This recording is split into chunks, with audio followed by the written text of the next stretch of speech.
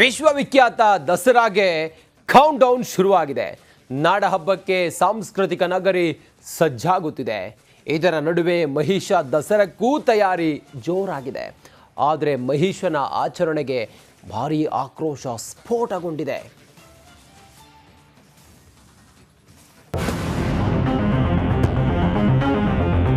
Count down. ವಿಶ್ವವಿಖ್ಯಾತ ನಾಡಹಬ್ಬಕ್ಕೆ count down ಶುರುವಾಗಿದೆ. ಸಾಂಸ್ಕೃತಿಕ ನಗರಿ ಜಗಮಗಿಸ್ತಿದೆ. ಮೈಸೂರು ದಸರಾ ಉದ್ಘಾಟನೆಗೆ ಕೇವಲ 3 ದಿನ ಬಾಕಿ ಇದೆ. ಎಂದಿನಂತೆ ಈ ಬಾರಿಯೂ ಕೂಡ ಮಹಿಷ ದಸರಾ ಮತ್ತೆ ದೊಡ್ಡ ಮಟ್ಟದಲ್ಲಿ ಸದ್ದು ಮಾಡ್ತಿದೆ. ಚಾಮುಂಡಿ ಬೆಟ್ಟದಲ್ಲಿ ನಿಷೇಧಾಜ್ಞೆ ಜಾರಿ. ಚಾಮುಂಡಿ ಬೆಟ್ಟದಲ್ಲಿ ಇಂದು ಮಹಿಷ ದಸರಾ ಆಚರಣೆ ಸಮಿತಿ ಮಹಿಷ ಮಂಡಲೋತ್ಸವ ಕಾರ್ಯಕ್ರಮ ಹಮ್ಮಿಕೊಂಡಿದೆ. ಅಲ್ಲದೆ ಮಹಿಷನ ಮೂರ್ತಿಗೆ ಪುಷ್ಪಾರ್ಚನೆ ನಡೆಸಲಿದೆ. ಇದಕ್ಕೆ ಕೌಂಟರ್ ಆಗಿ ಬಿಜೆಪಿ ಚಲೋ ಹಮ್ಮಿಕೊಂಡಿದೆ. ಈ ಹಿನ್ನೆಲೆ ಕಾನೂನು ಸುವ್ಯವಸ್ಥೆಗೆ ಧಕ್ಕೆಯಾಗದಂತೆ ಚಾಮುಂಡಿ ಬೆಟ್ಟದಲ್ಲಿ ಪೊಲೀಸರು ನಿಷೇಧಾಜ್ಞೆ ಜಾರಿಗೊಳಿಸಿದ್ದಾರೆ. ಇಂದು ಮಧ್ಯರಾತ್ರಿ ತನಕ ನಿಷೇಧಾಜ್ಞೆ ಇರಲಿದೆ.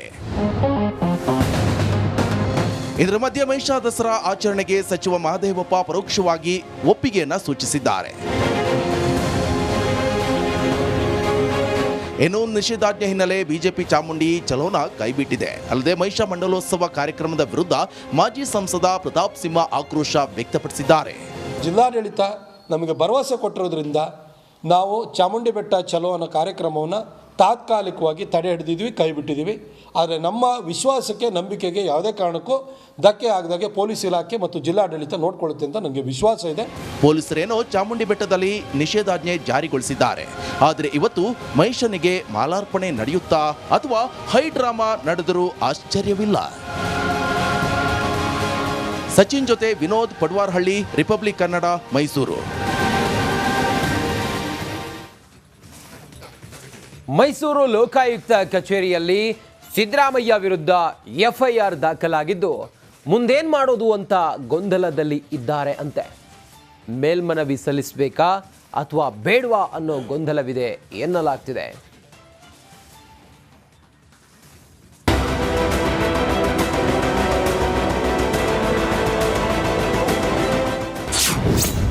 ಸಿಎಂ ವಿರುದ್ಧ ಎಫ್ಐಆರ್ ದಾಖಲು, ಗೊಂದಲದಲ್ಲಿ ಸಿದ್ದು.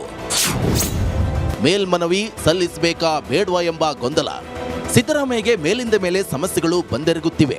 ಈಗಾಗಲೇ ಸಿಎಂ ವಿರುದ್ಧ ಮೈಸೂರು ಲೋಕಾಯುಕ್ತ ಕಚೇರಿಯಲ್ಲಿ ದೂರು ದಾಖಲಾಗಿದ್ದು ಮುಂದೇನ್ ಮಾಡೋದು ಅನ್ನೋ ಗೊಂದಲದಲ್ಲಿದ್ದಾರಂತೆ.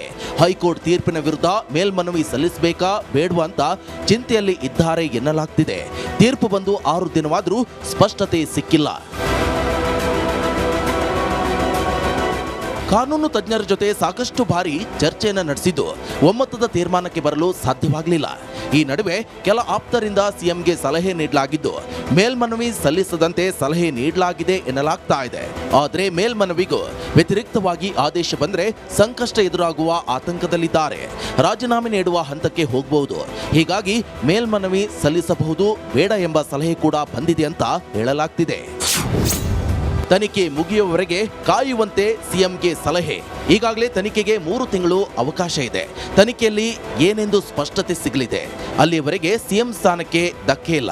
ಆದ್ದರಿಂದ ತನಿಖೆ ಮುಗಿಯುವವರೆಗೆ ಕಾಯುವಂತೆ ಸಿಎಂಗೆ ಸಲಹೆ ನೀಡಲಾಗಿದೆ ಅಂತ ಹೇಳಲಾಗ್ತಿದೆ.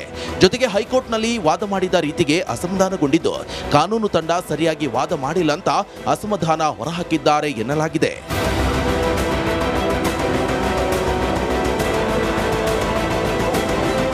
ಈ ಮಧ್ಯೆ ಸಿಎಂ ಸಿದ್ದರಾಮಯ್ಯ ವಿರುದ್ಧ ಇಡಿಗೆ ದೂರು ನೀಡಲಾಗಿದೆ. ಮೂಡ ಹಗರಣ ಸಂಬಂಧ ಸಾಮಾಜಿಕ ಕಾರ್ಯಕರ್ತ ಸ್ನೇಹಮಯಿ ಕೃಷ್ಣ ಅಧಿಕಾರ ದುರುಪಯೋಗ ಆರೋಪದಡಿ ದೂರು ನೀಡಿದ್ದಾರೆ. ಹೀಗಾಗಿ ಸಿದ್ದರಾಮಯ್ಯಗೆ ಎರಡೆರಡು ಸಂಕಷ್ಟ ಕಾದು ಕೂತಿದೆ. ಏನಾಗುತ್ತೆ ನೋಡಬೇಕು. ಬಸವರಾಜ್, ರಿಪಬ್ಲಿಕ್ ಕನ್ನಡ, ಬೆಂಗಳೂರು.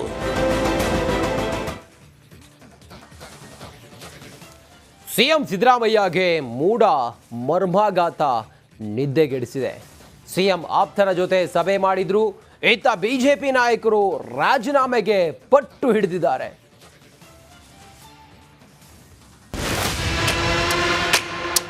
ಸಿದ್ದರಾಮಯ್ಯ ಈ ರಾಜ್ಯ ಕಂಡ ಅಪರೂಪದ ಪ್ರಾಮಾಣಿಕ ರಾಜಕಾರಣಿ. ಅವರು ಗೌರವಯುತವಾಗಿ ರಾಜೀನಾಮೆ ಕೊಡು. ಒಳ್ಳೆ ರಾಜಕಾರಣ ನೀವು ಎಫ್ಐಆರ್ ದಾಖಲಾಗಿದೆ. ನಾವು ತನಿಖೆಯನ್ನು ಎದುರಿಸ್ತೀವಿ ಅಂತ ಘಂಟಾಘೋಷವಾಗಿ ಹೇಳಿದ್ದಾರೆ ಸಿದ್ದರಾಮಯ್ಯ ಸಾಹೇಬರು. ರಾಹುಲ್ ಗಾಂಧಿ, ಸೋನಿಯಾ ಗಾಂಧಿ ಬೇಲ್ ಮೇಲಿದ್ದಾರೆ ಭ್ರಷ್ಟಾಚಾರದ ಪ್ರಕರಣಗಳಲ್ಲಿ. ಇವತ್ತು ಭ್ರಷ್ಟಾಚಾರದಲ್ಲಿ ತೊಡಗಿದೆ. ಲೋಕಾಯುಕ್ತ ಮೂಡಾ ಕೇಸ್ ತನಿಖೆ ಶುರು.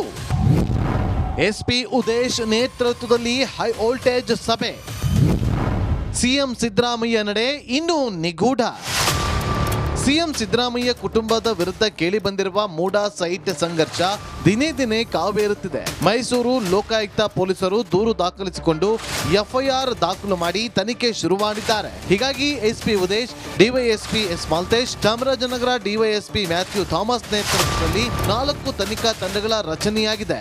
ಎಲ್ಲ ಅಧಿಕಾರಿಗಳ ಜೊತೆ ಇವತ್ತು ಲೋಕಾಯುಕ್ತ ಎಸ್ಪಿ ಸಭೆ ನಡೆಸಿದ್ರು. ದಾಖಲೆಗಳ ಪರಿಶೀಲನೆ ನಡೆಸಿದ ಅಧಿಕಾರಿಗಳ ತಂಡ ಒಂದೆರಡು ದಿನ ದಾಖಲೆ ಪರಿಶೀಲಿಸಿ ತನಿಖೆಯನ್ನ ಆರಂಭ ಮಾಡಲಿದ್ದಾರಂತೆ. ಈ ಮಧ್ಯೆ ಎಫ್ಐಆರ್ ದಾಖಲಾದರೂ ಸಿಎಂ ಸಿದ್ದರಾಮಯ್ಯ ನಡೆ ಮಾತ್ರ ನಿಗೂಢವಾಗಿದೆ. ಇಂದು ಸಿಎಂ ಮೈಸೂರು ನಿವಾಸಕ್ಕೆ ನಗರಾಭಿವೃದ್ಧಿ ಸಚಿವ ಬೈರತಿ ಸುರೇಶ್ ಹಾಗೂ ಕಾನೂನು ಸಲಹೆಗಾರ ಪೊನ್ನಣ್ಣ ಭೇಟಿ ನೀಡಿ ಮಾತುಕತೆ ನಡೆಸಿದ್ದಾರೆ. ಪೊನ್ನಣ್ಣ ನಮ್ಮ ಲೀಗಲ್ ಅಡ್ವೈಸರ್ ಅಲ್ವಾ, ಅವ್ರ ಜೊತೆ ಚರ್ಚೆ ಮಾಡ್ತೀವಿ, ದಿನ ಚರ್ಚೆ ಮಾಡ್ತೀನಿ ನಾನು. ಪೊನ್ನಣ್ಣ ವಿಶೇಷವಾಗಿ ಬಂದಿಲ್ಲ, ಎವ್ರಿಡೇ ಈಸ್ಟ್ ಡಿಸ್ಕಷನ್ ಇದ್ವಿ. ನಾನು ಮೈಸೂರಿನಲ್ಲಿ ಇದ್ದಲ್ಲ, ಅದಕ್ಕೆ ಬಂದಿದ್ದೆ. ಹಂಗೆ ಅವ್ರ ಕಾನ್ಸ್ಟಿಟ್ಯೂನ್ಸಿಗೆ ಹೋಯ್ತಾರೆ. ಸೋಮವಾರ ಬೆಂಗಳೂರು ಬಂದ್ಮೇಲೆ ತೀರ್ಮಾನ ಮಾಡ್ತೀವಿ. ಎಫ್ಐಆರ್ ಬಗ್ಗೆ ಸಿಎಂ ಇಲ್ಲ, ಯಾವ ಟೆನ್ಷನ್, ಇದೆಲ್ಲ ಎಕ್ಸ್ಪೆಕ್ಟೆಡ್ ಅಲ್ವಾ, ಇದೆಲ್ಲ ಕೇಸಸ್ ಎಕ್ಸ್ಪೆಕ್ಟೆಡ್. ನಾವು ಮುಂದಿನ ನಮ್ಮ ಮೊನ್ನೆನೇ ಹೇಳಿದ್ದೀವಿ, ನ್ಯಾಯಾಂಗ ತನಿಖೆಯಲ್ಲಿ ನಮ್ಮ ನಂಬಿಕೆ ಇದೆ. ಮುಂದೆ ಏನಾಗ್ತದೆ ಆ ತೀರ್ಮಾನದ ಮೇಲೆ ನೋಡೋದು.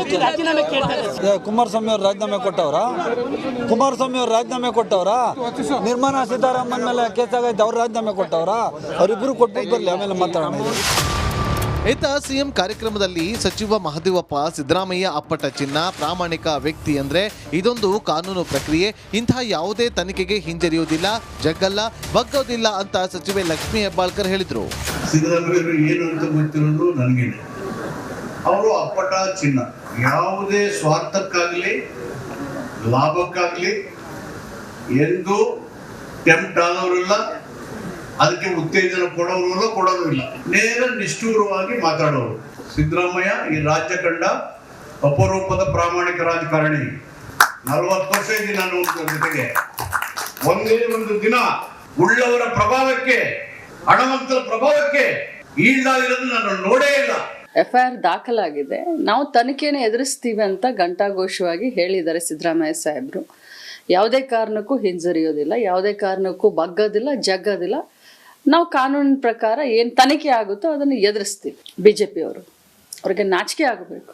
ನರೇಂದ್ರ ಮೋದಿಜಿ ಅವರ ರಾಜೀನಾಮೆಗೆ ಒತ್ತಡ ಮಾಡಬೇಕು. ಯಾಕಂತಂದ್ರೆ 6,000 ಕೋಟಿ ಹಗರಣ ಏನಾಯಿತು, ಸುಪ್ರೀಂ ಕೋರ್ಟ್ ಛೀಮಾರಿ ಹಾಕಿ ನಿರ್ಮಲಾ ಸೀತಾರಾಮನ್ ಅವರ ಒಂದು ರಾಜೀನಾಮೆಯನ್ನು ಕೇಳಿ, ಅದೇ ರೀತಿ ಕುಮಾರಸ್ವಾಮಿ ಅವರ ರಾಜೀನಾಮೆಯನ್ನು ತಗೊಳ್ಳಿ, ನಂತರ ನಮ್ಮ ಸಿದ್ದರಾಮಯ್ಯ ಅವರ ಬಗ್ಗೆ ಮಾತನಾಡಲಿ. ಕಳಂಕ ಹೊತ್ತವರು ರಾಜೀನಾಮೆ ನೀಡಿದ್ರೆ ಗೌರವ ಹೆಚ್ಚುತ್ತೆ ಎಂದು ಕೇಸರಿ ನಾಯಕರು ಸಿಎಂ ರಾಜೀನಾಮೆಗೆ ಪಟ್ಟು ಹಿಡಿದ್ರು. ಅವರು ಗೌರವಯುತವಾಗಿ ರಾಜೀನಾಮೆ ಕೊಡೋದು ಒಳ್ಳೆಯದು. ಒಂದು ಆದರ್ಶವನ್ನು ಅವ್ರು ಹಾಕಬೇಕು. ಅವ್ರು ಕಳ್ಳರದಾರ, ಇವ್ರು ಕಳ್ಳರದಾರ, ಅವ್ರು ತಿಂದಾರ, ಇವ್ರು ತಿಂದಾರ, ನಾ ತಿನ್ನೋತ್ತಿತ್ತೀನಿ ಅಂತ ಅನ್ನೋದು ಬೇಡ. ರಾಜಕಾರಣದಾಗ ನೀವು ಸ್ವಚ್ಛಾಗಿದ್ದು ಬಿಡ್ರಿ. ಅದ್ವಾನಿಯವ್ರ ಮೇಲೆ ಬರೀ ಒಂದು 50 ಲಕ್ಷದ್ದು ಬರೀ LK ಅಂತ ಬರೆದಿದ್ದ ಬೋಪರ್ ಸಗಣದಾಗ. ಏನು ಬರೆದಿದ್ರು, ಒಂದು ಡೈರಿ ಒಳಗೆ, ಜೈನ್ ಡೈರಿ ಒಳಗೆ LK ಅಂದಿದ್ದಕ್ಕೆ ಅವರು ರಾಜ್ಯಸಭಾಕ್ಕೆ ರಾಜೀನಾಮೆ ಕೊಟ್ಟು, ಎಲ್ಲಿವರೆಗೆ ಇದರಿಂದ ಮುಕ್ತ ಆಗೋದಿಲ್ಲ ಅಲ್ಲಿವರೆಗೆ ನಾನು ರಾಜ್ಯಸಭೆ ಲೋಕಸಭೆಗೆ ಪ್ರವೇಶ ಮಾಡೋದಿಲ್ಲ ಅಂತ ಹೇಳಿದರು. ಅದು ಆದರ್ಶ.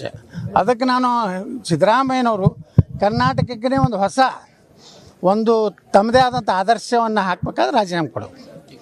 ಇಲ್ಲಾಂದ್ರೆ ಎಲ್ಲರೂ ಹಂಗೆ ಆಗ್ತಾರೆ, ಅವರು ಯಡಿಯೂರಪ್ಪನಂಗೆ ಆಗ್ತಾರೆ. ರಾಹುಲ್ ಗಾಂಧಿ, ಸೋನಿಯಾ ಗಾಂಧಿ ಬೇಲ್ ಮೇಲೆ ಇದ್ದಾರೆ ಭ್ರಷ್ಟಾಚಾರದ ಪ್ರಕರಣಗಳಲ್ಲಿ. ವಾದ್ರಾ ಮೇಲೆ 108 ಕೇಸುಗಳಿದಾವೆ ಭೂ ಅಕ್ರಮದ್ದು. ಎಂಟೈರ್ ಹೈಕಮಾಂಡ್ ಇಟ್ ಸೆಲ್ಫ್ ಇವತ್ತು ಭ್ರಷ್ಟಾಚಾರದಲ್ಲಿ ತೊಡಗಿದೆ. ಹಾಗಾಗಿ ಭ್ರಷ್ಟಾಚಾರದಲ್ಲಿ ತೊಡಗಿರುವುದರಿಂದ ಹೈಕಮಾಂಡ್ ಹೇಳಿದ್ರೆ ಅವ್ರು ಹೇಳ್ತಾರೆ, ನಿಮ್ಮ ಎಲ್ಲನೂ ತೆಗಿತೀನಿ ಅಂತ ಹೇಳ್ತಾರೆ ಅವ್ರು ಅಷ್ಟೇ. ಸಿದ್ದರಾಮಯ್ಯ ಹೈಕಮಾಂಡ್ ಕಮಾಂಡ್ ಇಲ್ಲ, ಲೋನು ಇಲ್ಲ. ಅದು ಇನ್ನು ಒಂದು ಕಡೆ ಲೋಕಾಯುಕ್ತ ತನಿಖೆ ಮೇಲೆ ನಂಬಿಕೆ ಇಲ್ಲ ಎಂದು ಸ್ನೇಹಮಯಿ ಕೃಷ್ಣ ಹೇಳ್ತಾ ಇತ್ತು. ಸೋಮವಾರ ಹೈಕೋರ್ಟ್ಗೆ ಅರ್ಜಿ ಸಲ್ಲಿಕೆ ಮಾಡಲಿದ್ದಾರಂತೆ. ಈವರೆಗೂ ಸಿಎಂ ಸಿದ್ದರಾಮಯ್ಯ ಜನಪ್ರತಿನಿಧಿಗಳ ಕೋರ್ಟ್ ಆದೇಶ ಪ್ರಶ್ನಿಸುವ ಕೆಲಸವನ್ನು ಮಾಡಿಲ್ಲ, ಜೊತೆಗೆ ಜಾಮೀನು ಅರ್ಜಿಯನ್ನ ಸಲ್ಲಿಕೆ ಮಾಡಿಲ್ಲ. ಹೀಗಾಗಿ ಸಿಎಂ ಸಿದ್ದರಾಮಯ್ಯ ನಡೆಯೂ ಕೂಡ ನಿಗೂಢವಾಗಿದೆ. Bureau report, republic Kannada.